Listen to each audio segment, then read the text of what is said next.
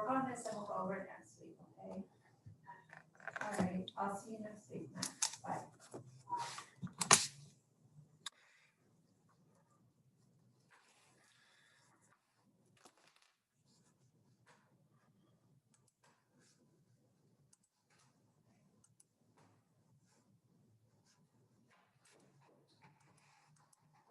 Okay, what do people want me to go over? I'm just gonna spend the hour going over whatever homework problems you want me to go over. Can we go over? Alder? Oh, okay. Can I get problem set 1B? 11. Problem set 11. Problem set 11 1B. Okay, 11, 1B. All right.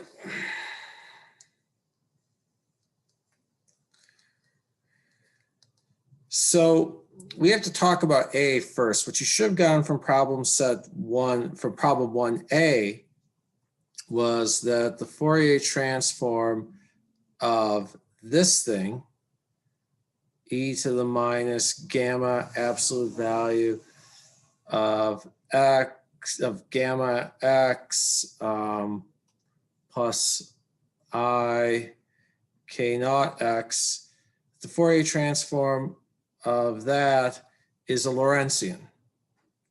1 over 1 plus k minus k naught over gamma whole thing squared times 1 over gamma squared. What that means is that the Fourier transform of the Lorentzian is e to the minus gamma absolute value of x plus I k naught x. All right, so if I have to convolve two Lorentzians, that's what we have to do in problem in part B. We have to convolve two Lorentzians. Well, there's two ways we could do that. One is we could do some incredibly messy integrals. Or we could Fourier transform the Lorentzians, which we already did. We already know from part A what the Fourier transform of the Lorentzians is. Multiply the Fourier transforms. And when we do that, we're going to get something that has, so if we do part A, we're going to get, sorry, step 2. First, we're going to Fourier transform the Lorentzians, get e to the minus gamma absolute value of x times some other stuff. We're going to get e to the minus, when we multiply them, gamma 1 plus gamma 2 absolute value of x, all right, times some other stuff. Then we could Fourier transform back, or I should technically say inverse Fourier transform,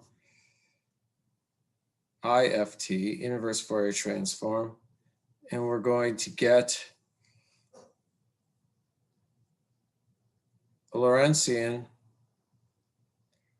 with width gamma 1 plus gamma 2.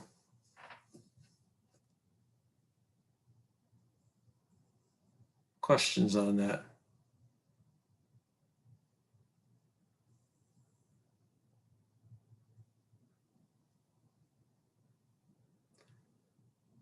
I vividly remember a day in grad school where I argued with a bunch of people in class about this, and I was the total idiot because I'm like, you know, Fourier transforms, that's a whole extra step. We're adding a couple of steps. We're Fourier transforming and then we're transforming back.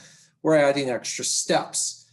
And a bunch of my classmates just looked at me like, what the hell are you talking about? We're adding these steps, but there's computer programs that can do these steps. Yes, even back in 1999, there were computer programs that could do Fourier transforms. We're adding these steps, but there are computers that can do them quickly. And then the thing that we have to do when we're between the Fourier transforms is much simpler. It's just some multiplication instead of doing some sort of convolution integral. And multiplication is easy. And so what I'm trying to do is act out that song, House of the Rising Sun, mothers tell your children not to do what I have done, and get you to recognize now, rather than a few years from now, that it is much easier to take a known Fourier transform, multiply what you get, and then Fourier transform back, rather than trying to do the convolution. Any questions?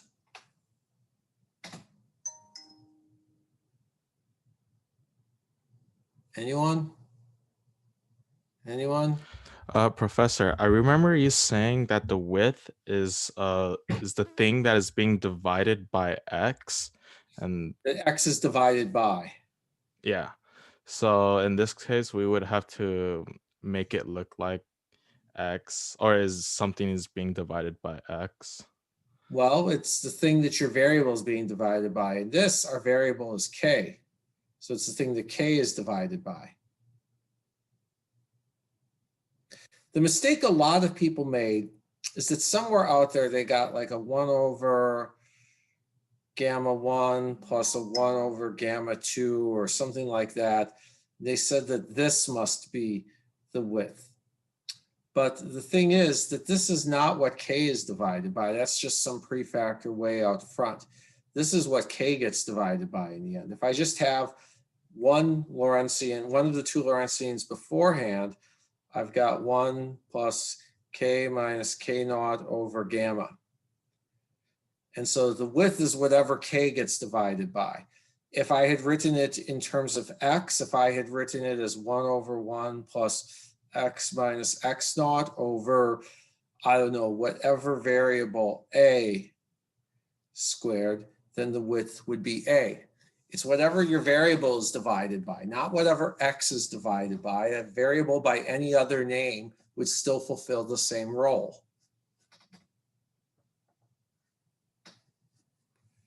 Other questions?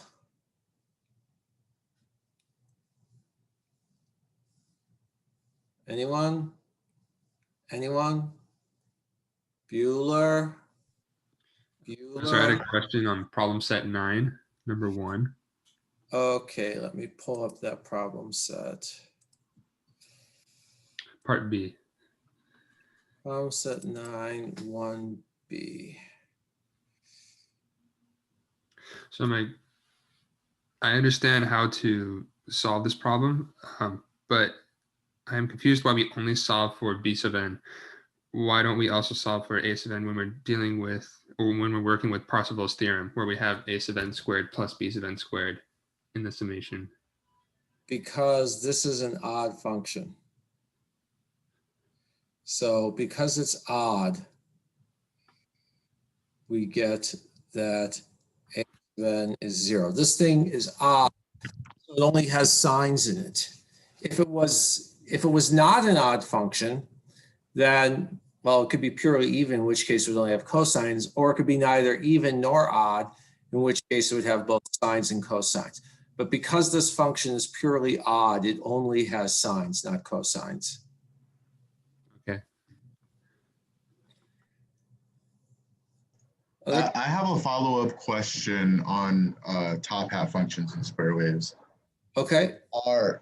I was looking over, I believe it was problem set 9 or 10, and I was studying with some of my friends, and we were talking about how, I think it was 9, I think it was this problem.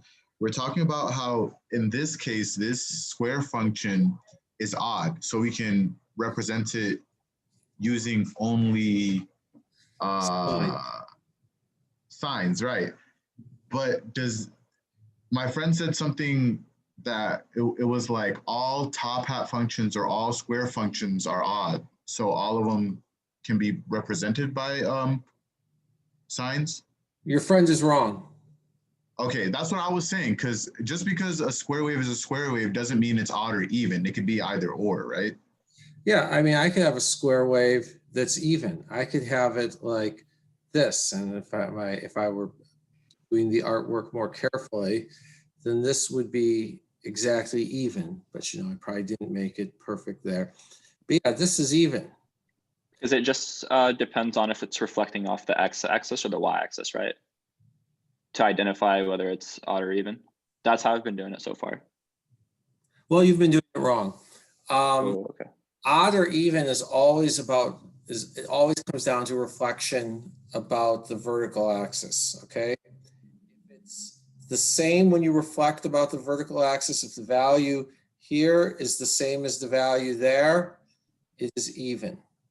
On the other hand, if the value here is minus the value there, it's odd. I don't know what this has to do with reflecting about the vertical axis because, sorry, the horizontal axis, because no function is going to be even about the horizontal axis, because if I have any kind of function at all, function is single valued. I'm sorry, I meant to say symmetry. Yeah, okay. Symmetry, well, it's not going to have symmetry about the horizontal axis. I mean, even if I pick the most symmetric function that I can find, as soon as I flip it about the horizontal axis, it's going to be odd, okay? I'm going to flip it from positive to negative. So flipping about the horizontal axis always multiplies the function by -1. The only way it could be the same if you flipped it about the horizontal axis is if it was both this and this, but then it wouldn't be a function because it wouldn't be single valued. Okay. Thank you. Other questions about even and odd functions?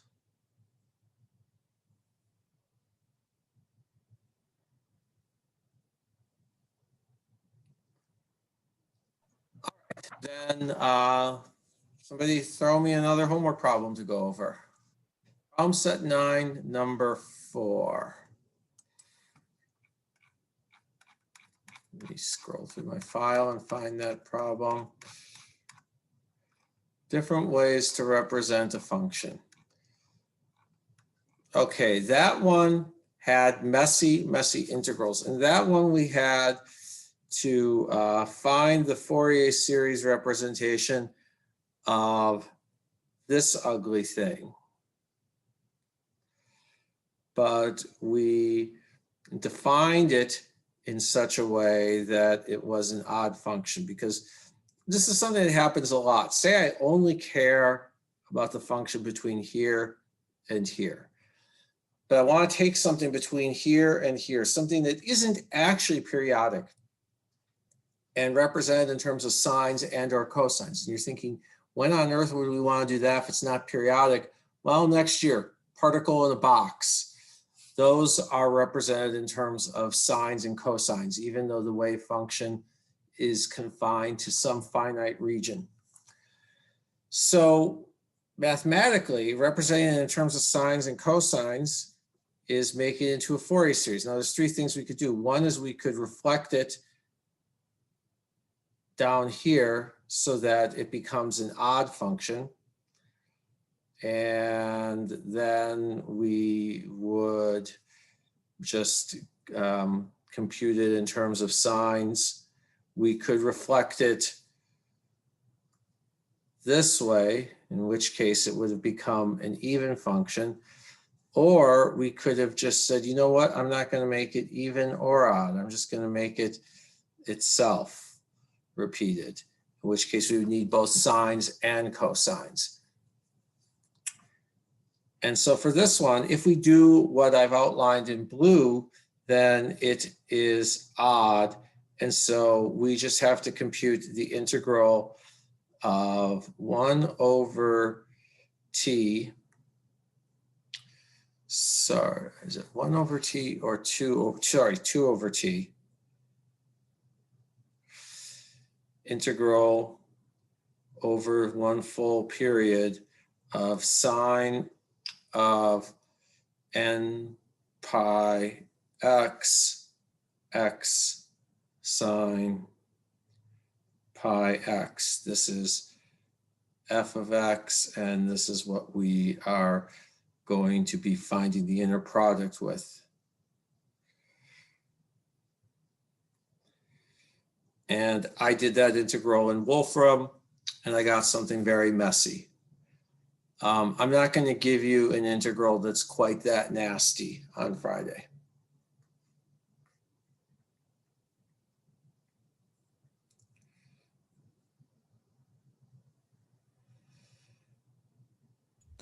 Professor, I have a question on that. So isn't it coincidentally we just basically solved for b sub n, like the b coefficient, and then after that just do the Fourier series?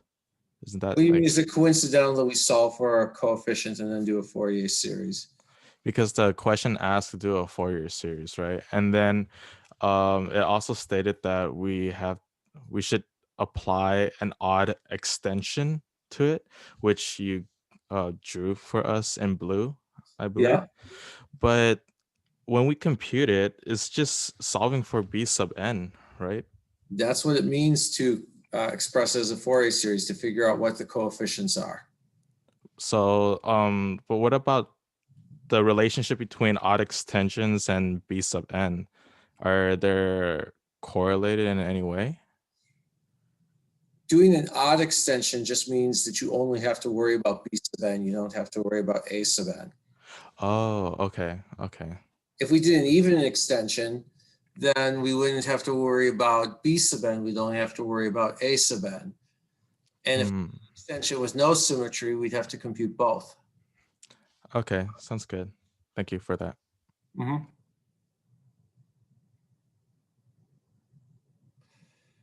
What else? Could we do number 6 on the same problem set?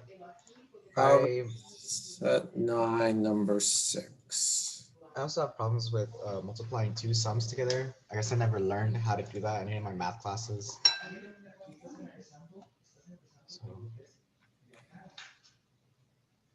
yeah.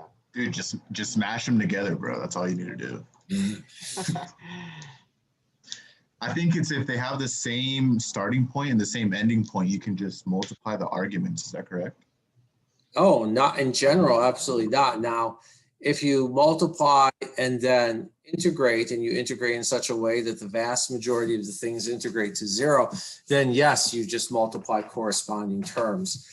So the way that you multiply two series in general, if I've got a of t equals the sum from n equals minus infinity to infinity of alpha sub n e to the I n omega t,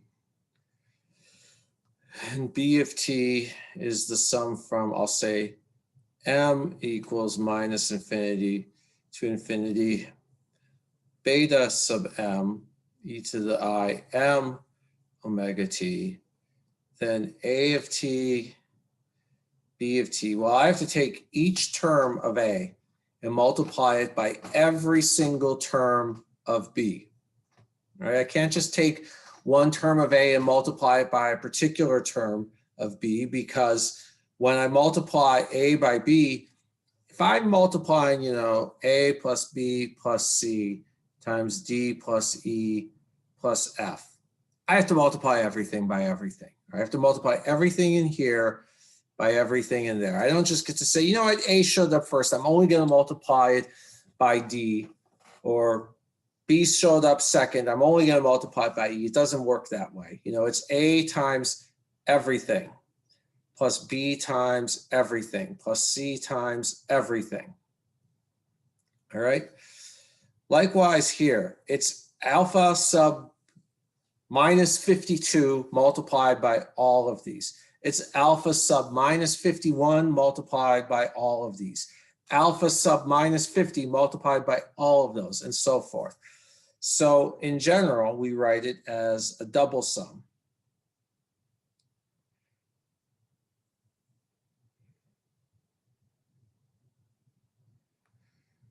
Alpha n beta m e to the I, except that really I should be doing probably a star.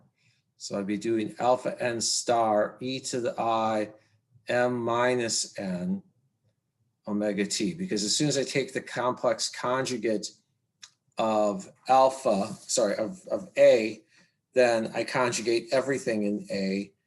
E to the I n omega t becomes e to the minus I n omega t. All right, now so far we have to do everything. We have to do the double sum. But because we're integrating,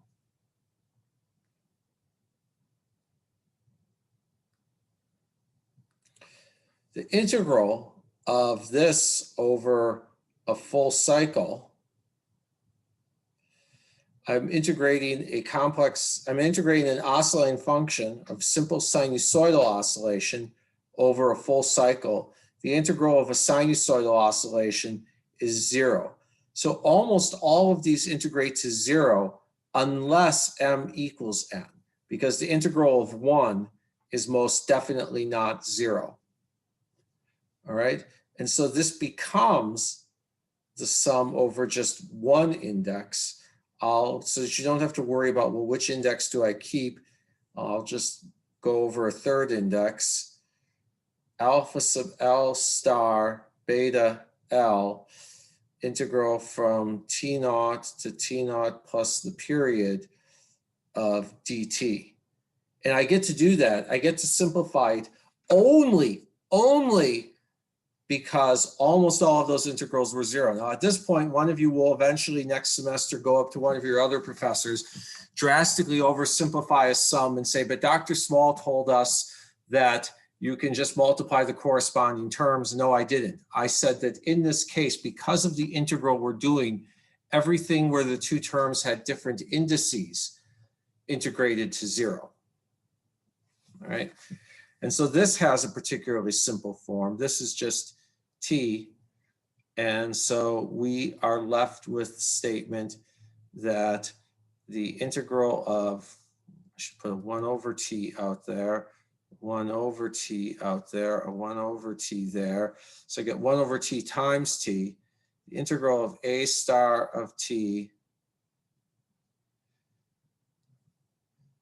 b of t dt equals the sum from L equals minus infinity to infinity of alpha L star beta L. And this is basically a cross product of two vectors that just happen to have infinite dimensions. Sorry, this is just a dot product of two vectors that have infinite dimension, because that's what this is. This is an inner product integral. And lo and behold, when I take this inner product integral, which doesn't particularly look like a dot product, although I said that it has many of the mathematical properties of a dot product, and I express the functions that I'm integrating in terms like this, sums over a countable number of basis functions, what I wind up with is a summation of products of corresponding terms. And this looks like a dot product of infinite dimensional vectors.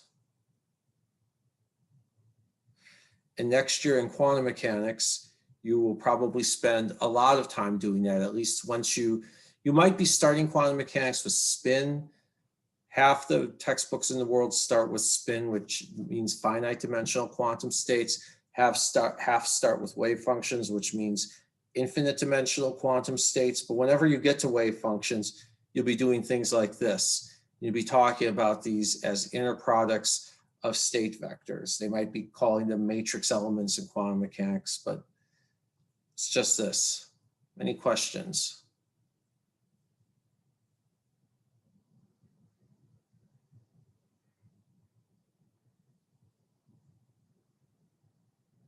Anything else about this problem before we go on to another one?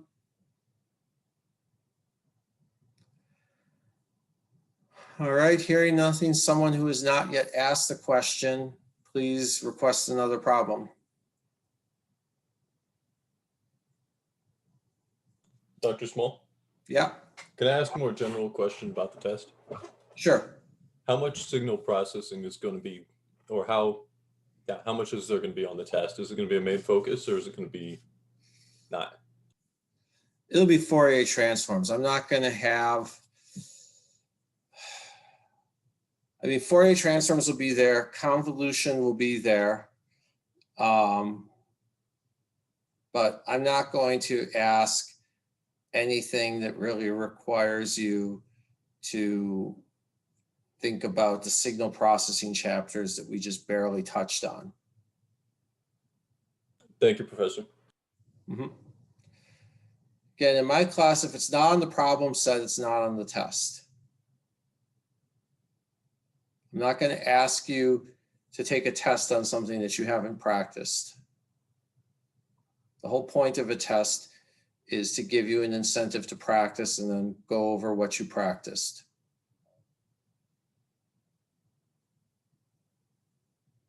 Someone else toss me a question.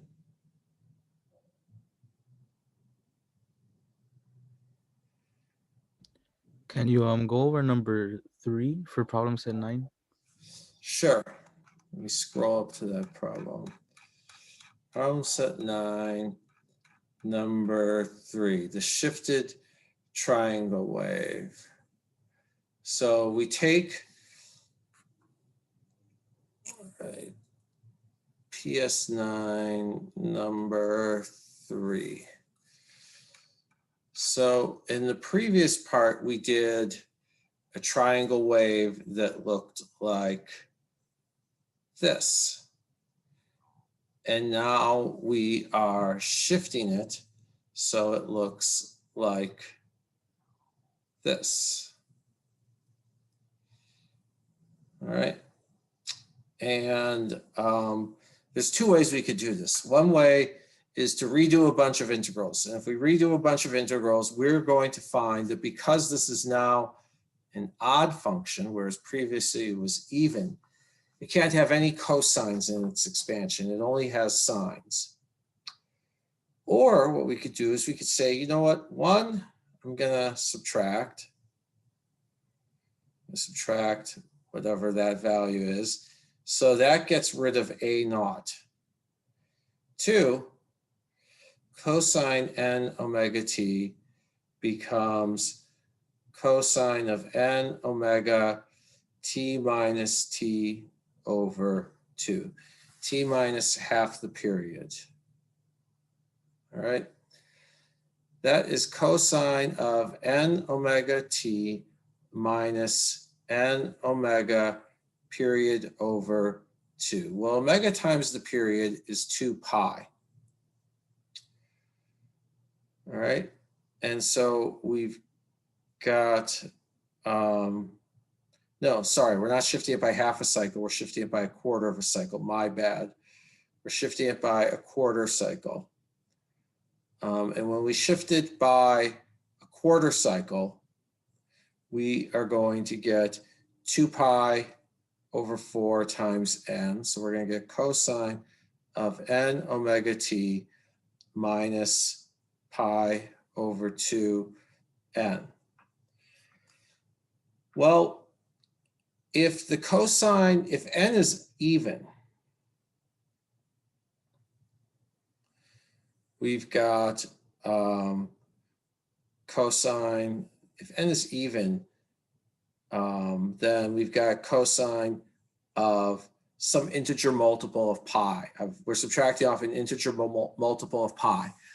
If I subtract off 2 pi, 4 pi, 6 pi, 8 pi, etc., absolutely nothing changes. If I subtract off pi, 3 pi, 5 pi, 7 pi, etc., it gets flipped. But here's the good news. If you look at the expression for the triangle wave, we find that only half of the coefficients actually are non-zero. All right. The coefficients that are non-zero are the ones with odd ends. Okay. Flip or unchanged. With the even coefficients are 0. So we don't care about those. And if it's odd, well, now we get a sign. All right. And that's all I wanted you to see. I wanted you to see that if I just shift my function around, I could turn sines into cosines and cosines into sines. That's all I wanted you to see from it.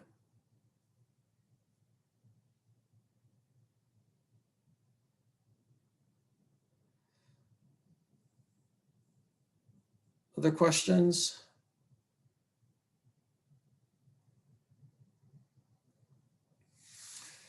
What's another problem I could go over?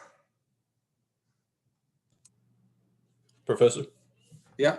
on problem set 10, number 4, not so much about the question, but what is the exact relationship between the delta function and the Fourier transform that we're using if we're using the definition of the Fourier transform where you have the negative I in the first place?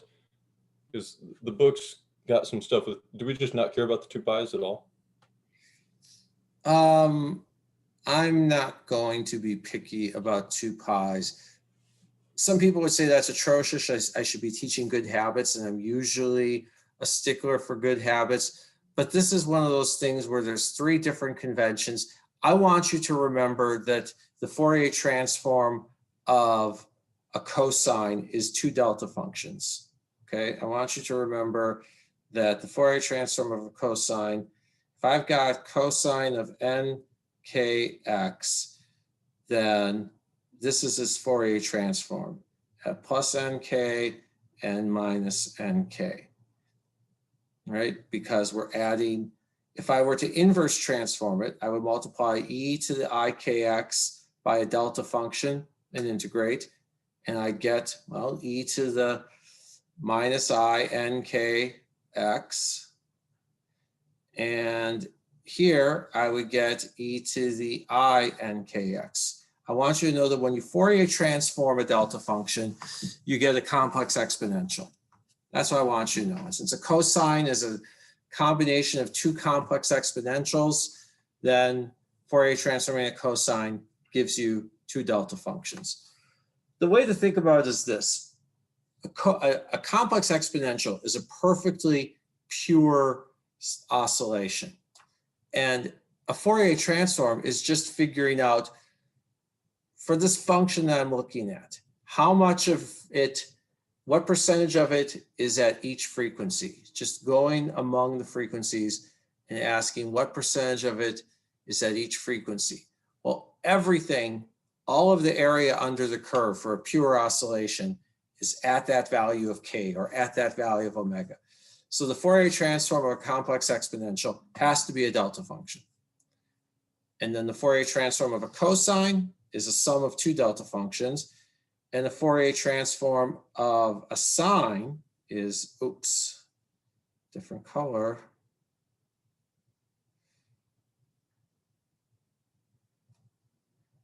Is just delta function and minus a delta function, because this is e to the I nkx minus e to the minus I nkx over 2.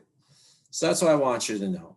If you know coming out of here that the Fourier transform of a cosine or a sine is a sum or difference of 2 delta functions, then you can learn, once you get a job where someone has you doing Fourier transforms, whether in the way they analyze their data, you multiply by 2 pi, divide by 2 pi, divide by 1 over square root of 2 pi, or don't divide by anything involving 2 pi.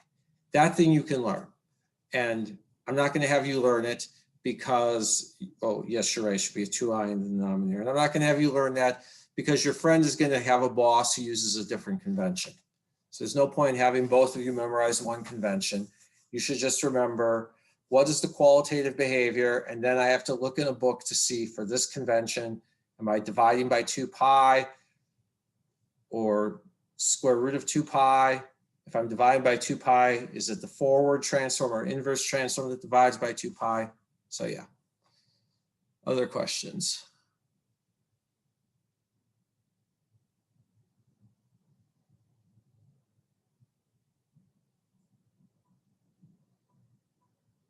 I guess the other thing I wanted you to learn is that the Fourier transform of a periodic function is just a bunch of delta functions. And that matters a lot because if you Fourier transform a periodic signal, you will get not some nice, smooth, gradually varying function, but rather a bunch of spikes at specific frequencies. That's something you should know, that real data, if the data is periodic, will just be a bunch of spikes at multiples of the fundamental frequency.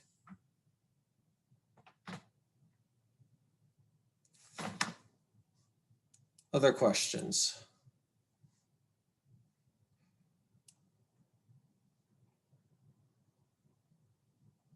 Anyone?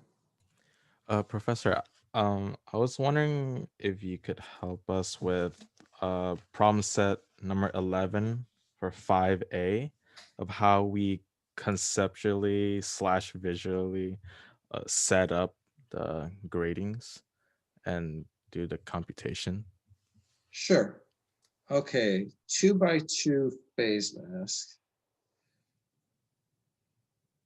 5A. So what we've got is something with 4 of these. Okay. And let's see, I can never remember which ones were positive and which ones were negative. +1, -1, +1, -1. All right, so the Fourier transform of each of these will be, it'll be sinc kxa over 2, kxa over 4, sinc kya over 4, because the width is a over 2. It's always the sinc of k multiplied by half the width. So if the width is a over 2, half the width is a over 4. Now, it's always going to have a factor of that. And if this square were centered at the origin, we'd be done. But because this square is not centered at the origin, because these squares are centered at other positions, we've got the sum of e to the I k dot r center, sum over the squares, times its transmittance. All right, so we're going to get sinc kxa over 4, sinc kya over 4, and then we're going to have 4 terms. We'll do the positive ones first. We're going to have e to the I. Remember that the centers are going to be at x equals plus or minus a over 4, y equals plus or minus a over 4, because if this is a over 2 here, then this is a over 4 there.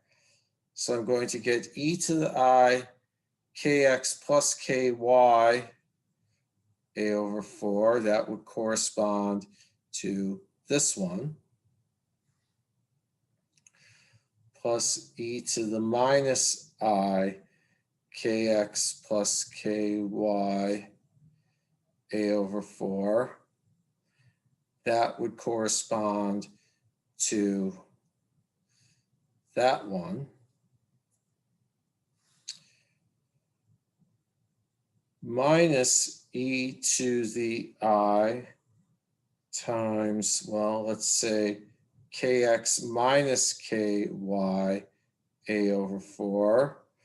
The minus sign up front comes from that, and x is positive a over 4, so we're multiplying kx by positive a over 4, but y is minus a over 4, so we're multiplying ky by minus a over 4.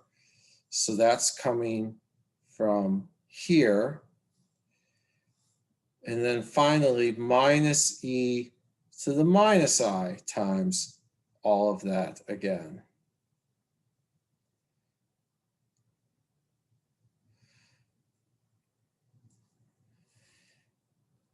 That will come from over there.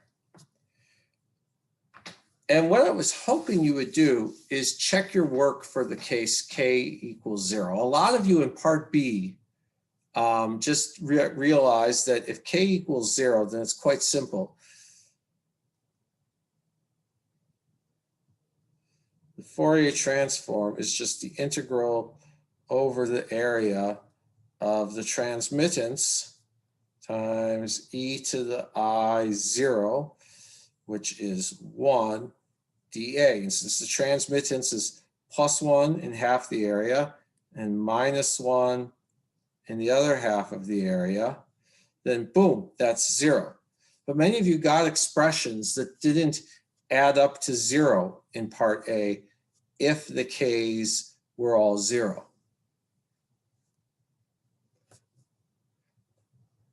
So I was giving you a little hint in part B.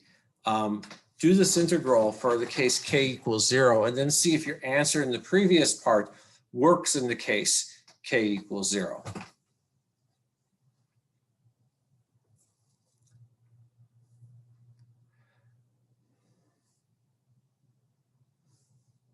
I remember learning about that trick in freshman chemistry when my professor for freshman chemistry was a physical chemist. A physical chemist is basically a physicist who decided to hang out with the wrong crowd. No, actually, some of my best friends are chemists. They're okay people, but the point is that physical chemist has a lot of overlap with physicists. And he told us that when he's attending a seminar talk and he wants to figure out if the speaker is talking crazy or really knows what they're talking about, he'll look at their slides and pick the simplest case he can find on their slides and try to do an estimated calculation in his head. And if the estimated calculation that he comes up with in his head, for whatever easy case, he'll pick the easiest case on there, do an estimate in his head. And if the estimate in his head is kind of close, he figures, yeah, the speaker isn't crazy. They might be wrong. They could be wrong about something very subtle, but they're not crazy. This is worth looking at. If they got what should be the easy case drastically wrong, then he would ignore them. And so I was giving you the case K equals 0 to see if you would check your work for that one. It is very rare that I quote chemists as role models for how physicists should do science, but he's a physical chemist, so we'll overlook the fact that he hung out with the wrong crowd. Other question? Hey, yeah, I had another question on this problem. Yeah. When I did it, when I was doing it to turn it in, I didn't notice right off the bat that they were sinc functions. So what I did is that I set the origin in the center of like the 4 squares, right? So would it be wrong to say that I could add up all the double integrals for each square, except they would have different limits to them? They would all, yeah, you could absolutely do these integrals with different limits, but then you should still get something. If you do these integrals with different limits, you might get e to the I something minus 1 or 1 minus e to the I something. You could write out that way, you could get a result that would look very different. What I did when grading was I just kept checking, okay, does this work when K equals 0? If it works when K equals 0, then I knew that you must have done your algebra right. The other thing I noticed that I look for is, do you have K in the denominator? Whether you write the word sinc, which means there must be a K in the denominator, or you actually give me a K in the denominator. I didn't care whether you had a cosine or sine up top, because depending on what identities you use for those cosines and sines of sums or differences, you might get all sorts of weird things. But I just checked, do you have a K in the denominator? If you don't have a K in the denominator, I know right off the bat it's wrong, because then the units are wrong. So I checked, because K has units of 1 over length. So I looked, do you have A times sinc of KA? If not, do you at least have a K in the denominator?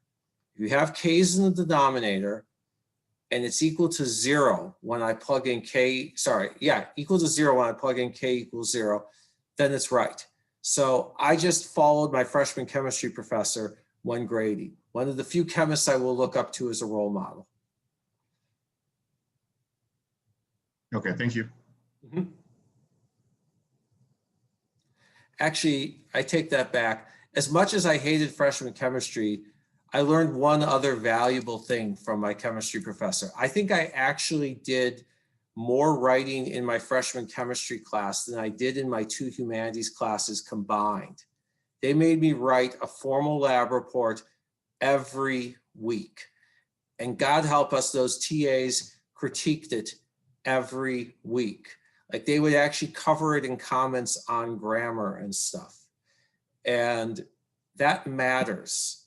That has helped me so much in my career.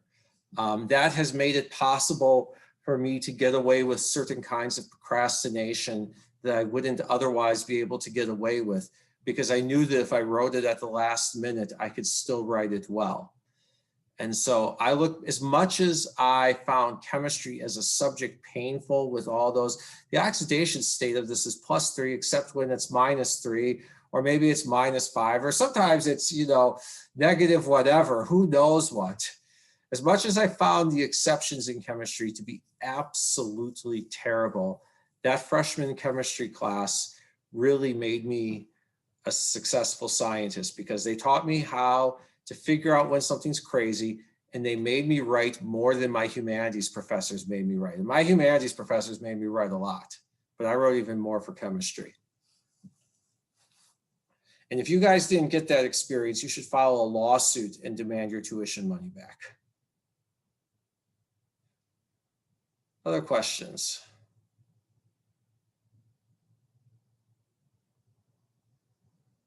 Professor, I have a question, but it's relating to your story about the chemistry. Make it quick, and then we can always talk more about that later, but make it quick. Okay, I'll just say it later. But I have a follow-up question for this problem of 5A. So some of the other students and we approached it a little bit differently. What we thought of is that giant square, the big square, we thought of it as a transmittance of +1, and then we would add another smaller square that is -2, and then another one that is also -2. But those two squares have different bounds, and I was wondering if that approach is viable. Yes. So what you're saying is that you did it as a combination of +1 plus, say, -2, -2, 0, 0. Absolutely, that's viable. Now, again, if you're going to do that, then you have to get the algebra right. There were lots of people who I saw putting all sorts of -2s on things. The algebra didn't come out right. You had to have k's in the denominator, and it had to come out to 0 when k was 0. But yes, you could absolutely do that. As a matter of fact, there's a famous trick where someone will say, you can do this with either moment of inertia calculations or certain electropotential calculations. They'll start off with some shape like a sphere that you know how to calculate the moment of inertia of, or that you know how to calculate the potential energy of. And then somewhere in this sphere, they will put an empty void, okay? Off center, a spherical void usually, or maybe a cylinder or something else that you know how to do the calculation of. So you've got this uniform mass density or uniform charge density everywhere except in that void where you've got 0. And then what you do is very simple. You do the calculation for a sphere with +1 or plus rho everywhere.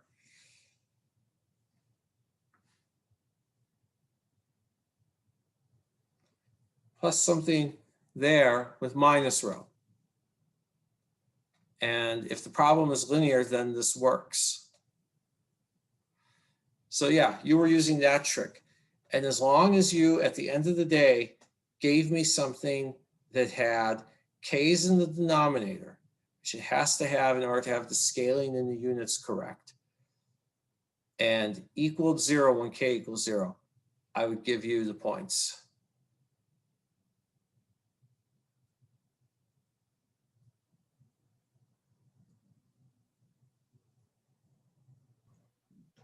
So what happens if like the squares are tilted at an angle? Could I just like tilt my axes at that same angle and kind of just like make up for that? Sure, I can think of at least 2 ways to do a problem like that. Let's not even consider the 4 squares. Let's just consider the 1 square. way to do it is to draw new axes.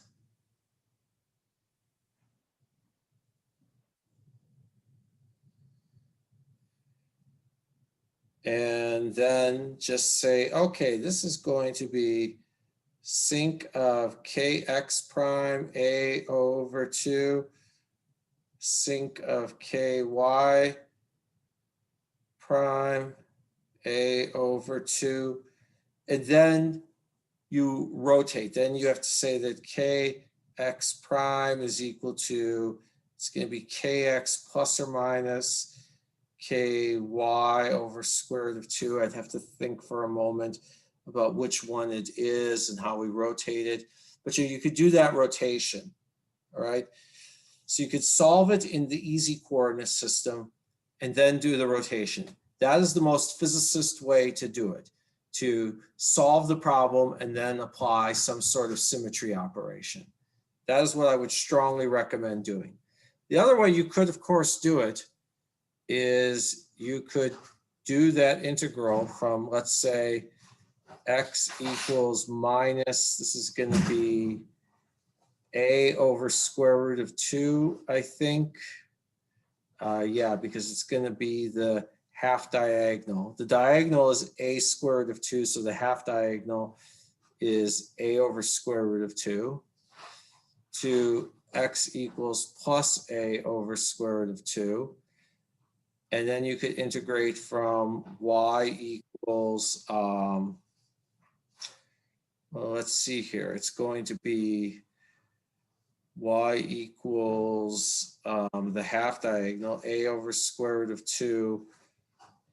This is going to be y equals a over square root of 2 minus x. Is that right? Yeah. Y or a over square root of 2 minus x.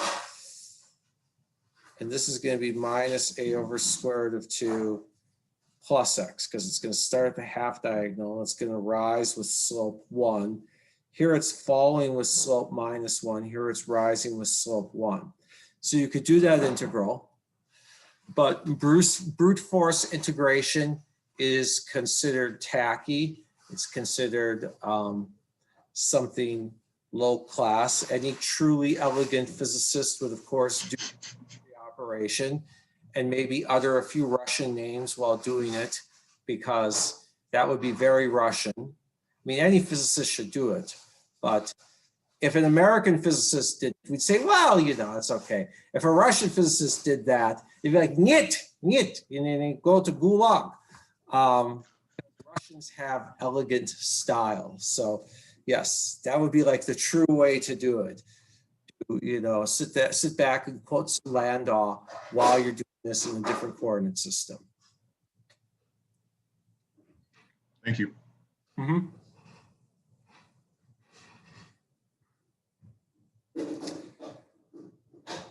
Anyway, since you're in the grown-up physics class, you're past the freshman stuff, we can talk about the tricks, talk about the things that you would say while, you know, approvingly quoting Landau, and maybe even say nice things about physical chemistry professors.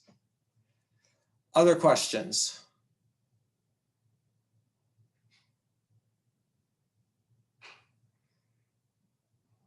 Math methods after dark, where Dr. Small starts saying nice things about chemists. Yeah, I feel so grown up now.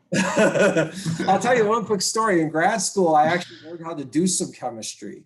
I had to, back when I was doing experiments before switching to doing calculations, I learned how to make silicon dioxide particles. It turns out that there is a chemical reaction so easy that even a physicist can do it. Even a physics grad student can do it.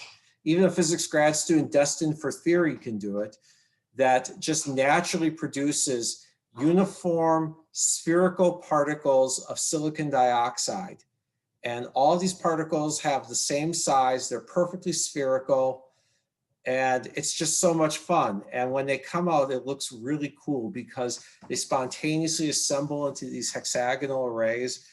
And I spent so much time in grad school running those reactions, learning how to control the particle size. Spent a whole, I know how to say words like tetraethyl orthosilicate. I felt very chemist. I'm like, man, if my freshman chemistry TA could see me now. Anyway, other questions, other homework problems to go over.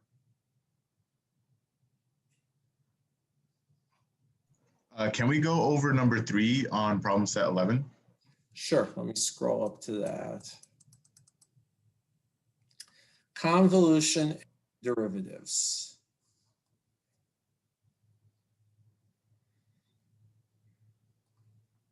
Okay, so F1 star F2 is equal to 2 different things. It's equal to the integral of F1 of x prime, F2 of x minus x prime, dx prime. It's also equal to the integral of F2 of x prime, F1 of x minus x prime, dx prime. And so if I take the derivative of this, I'm taking the derivative of this thing, but I'm also taking the derivative of this thing. Now, in the top integral, F2 depends on x, but F1 doesn't. In the bottom integral, F1 depends on x, but F2 doesn't. So this is equal to the integral of F1 of x prime df2 dx evaluated at x minus x prime dx prime. It's also equal to the integral of F2 of x prime df1 dx evaluated at x minus x prime. So this top one is equal to F1 convolved with df2 dx. This bottom one is F2 convolved with df1 dx.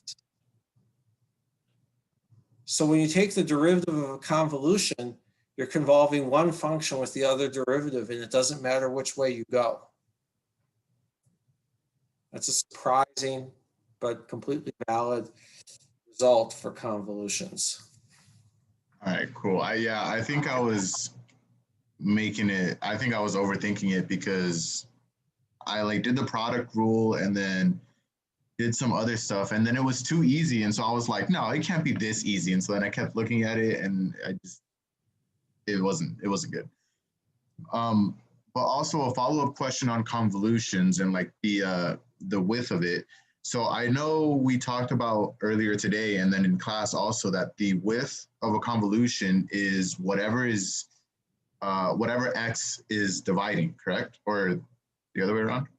Whatever x is divided by. In any function that has a peak, you're going to have usually x over something. Like if I've got 1 over 1 plus x squared over w squared, w is the width. Now I might be writing this as 1 over 1 plus cx squared, but that's equal to 1 over 1 plus x over 1 over square root of c, whole thing squared. It is equal to x divided by something. All right, you can write x divided by something and get an equivalent expression. Okay, and so my next question, my follow-up question was, if we have something like 1 over 1 plus cx squared, it'd be totally okay if we were to just manipulate it in order to get something underneath that x, correct? Not only would it be okay, it would be completely necessary. Okay, and is it always below the x squared, or can it just be x sometimes? It can be x sometimes. Look, whether x is later squared or raised to an exponent, you've got x divided by something. That something is almost always a measure of the width of your function. Because if you change the value of that something, your graph is either going to stretch out or compress. So that thing that you're dividing x by is almost inevitably a width. If I searched hard enough, I could probably find some example where it doesn't really work that way. And I'm saying that not because I actually think I can, but never statements are dangerous things. But in any case I could think of off the top of my head, Yeah, you got x divided by something, you rescale x. Yeah, well, if you rescale x, you're inevitably, whenever you change what you're dividing by x by, that's equivalent to either expanding or shrinking it. So yeah, it's be proportional to the width. Okay, thank you. Other questions? I just have a technical Okay, question. go ahead, Aldair. So just on my problem set for this problem you wrote, is my answer a multiplication or convolution? How to be able to differentiate that once we like write it down on an exam or something? Well, I think in most of the cases where I wrote that, it was just a dot rather than a star. When in doubt, write the word, this is a convolution. When in doubt, actually say convolve, not multiply. If I say, if somebody writes down A asterisk B, I'll usually be pretty generous in a case where the right answer is a convolution. I'll assume that if somebody writes A dot B, that dot normally does not mean convolution. Okay, thank you. So when in doubt, just write in big bold letters, this is a convolution. As much as people like elegant, compact notation, no one has ever gotten in trouble for writing out explicitly, by this notation, I mean the following, not some other thing. No one's ever gotten in trouble for that. Certain Russians might sniff at it, but you know, certain elegant theorists might sniff at it, but no one's ever gotten in trouble for it. Well, it's 9 o'clock. I promised you an hour. It doesn't seem like a whole bunch more questions are forthcoming. Someone wants to stick around and ask something, whether about the test or anything else, I'll stick around for a couple minutes. Otherwise, the test will be available at 10 a.m. on Friday, and I will be in a meeting, so I won't be logged into the usual Zoom channel, but I will have an email window open all morning and afternoon, so email me at any point during the test. Alrighty, thank you very much, Dr. Small. You're welcome. Good night. Good night. Thank you, Dr. Small. Thank you, Dr. You're Small. welcome. You're welcome.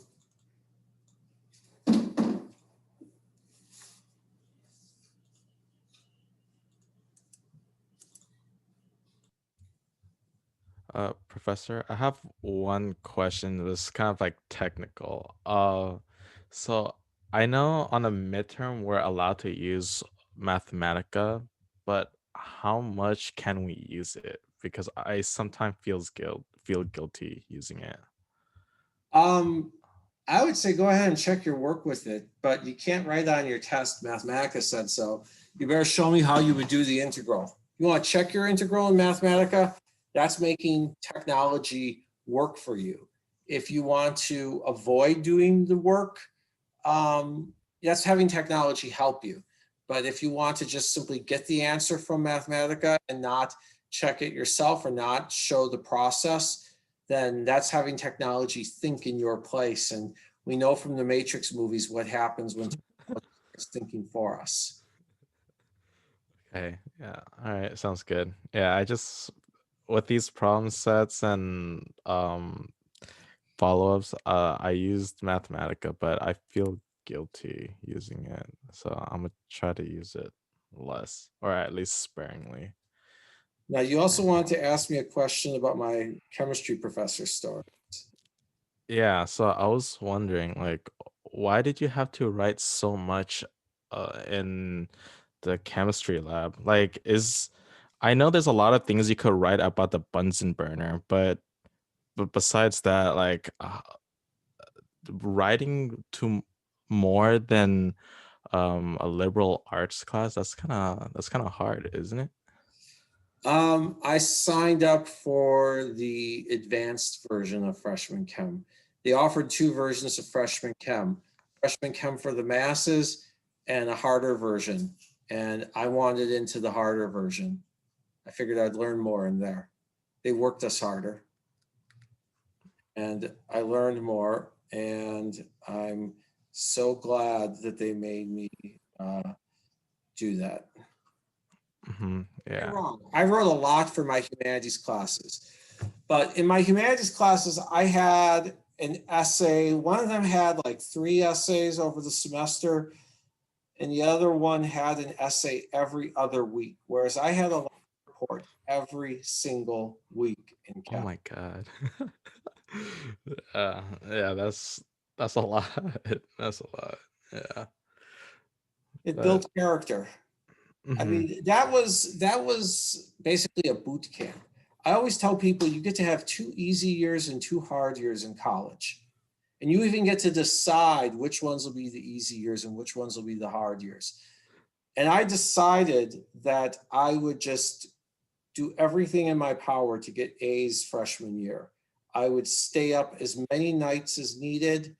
I would make whatever sacrifice I needed to do, and I would get A's in my freshman year. And I did it, and it worked. And I learned so much that my junior and senior classes, I won't say that they were always easy, but I will say that I got the freshman and sophomore material down so well that junior and senior classes were not a mystery to me. Even when things were hard, I had everything I needed to get them figured out. What drives me up the wall in this class is seeing the people who don't get freshman and sophomore material down, and they're just setting themselves up for these 2 years to be hell. But I got that stuff down, and then, because look, whatever, they made their choice not to put everything into freshman and sophomore year. Well, then they've made the choice that junior year will be their hell year. Junior year will be the year when I stand over them and make their life as difficult as humanly possible. Yeah, I think I made a similar mistake too during my first 2 years. I didn't do that great in general chemistry, but chemistry is not clicking with me. But I mean, I managed to pass it, not, but barely. But and also a logic class. I don't know why. I think my logic is terrible, but yeah. Um, yeah, I was just like wondering, like, it's not like why did you have to write a lot, I guess, in your chemistry lab, but what are the things that you wrote about that is so time consuming? For every report, I had to have an intro section explaining the ideas that we're testing. Then I had to have a methods section. Then I had to have nicely organized tables and graphs explaining my calculations. Then I had to have conclusions. Oh my God. Wow. And I'm assuming you also had to write that in LaTeX or No, they didn't make me use LaTeX. I did that in Word, but still. yeah, that would have been very time consuming if it was. Look, the way I view it, the other thing that I had, and again, I chose to take the honors versions of these classes rather than the regular versions. In my writing class, every other week, I got a 30-minute one-on-one with the instructor, in which he would just go over every detail of my writing. And okay, my second semester, I said, all right, I've done the boot camp. I'm not going to do another advanced GE class. Second semester, I'm going to take econ. Econ is graphs and numbers. Graphs and numbers are easy for a physics major. But I still took advanced chem. And actually, they eased up on us in the second semester of advanced chem. Their feeling was they worked us hard. They made us strong. Now they can ease off on us. They put us through a boot camp and made us tough. And the end result of that was that I came out knowing how to write. And I came out fully prepared to put in late nights. I did take the advanced version of freshman physics, which again meant much longer problem sets, much harder tests. It also meant that I was in a room with just a handful of students and the most insane professor you will ever meet, but he was also deeply passionate about the subject and told us all the things that a physicist should know. He told us all the stories and legends of our tribe. He told us all about the great ones. He didn't just tell us, here are Newton's laws. No, he told us stories about how Fermi solved problems. He told us stories about Landau and Lifshitz, stories about Feynman, all right? And this is how the great ones of the profession think. This is how the great ones of the profession do things. So he told us what the great ones do and what it would take to be like them. And he worked us to death. But again, I came out stronger. And if I won the lottery, what I would do for Cal Poly is I would donate a vast sum of money to the English department and say, you must structure, you can have this money. The condition is that you must make the freshman writing classes tiny, so tiny that the professor can give every student a one-on-one critique session at least twice a month. And that's an incredibly expensive thing to do. But if I had a ton of money, I would give it to them. I would say, you must run them small enough that the professor is able to do the one-on-one critique sessions. And if you can run them that small, then whatever else you do with the money is fine. But you must do that. I know, I think I'm recording this. Well, whatever. I'm not saying anything that I don't care if people hear. But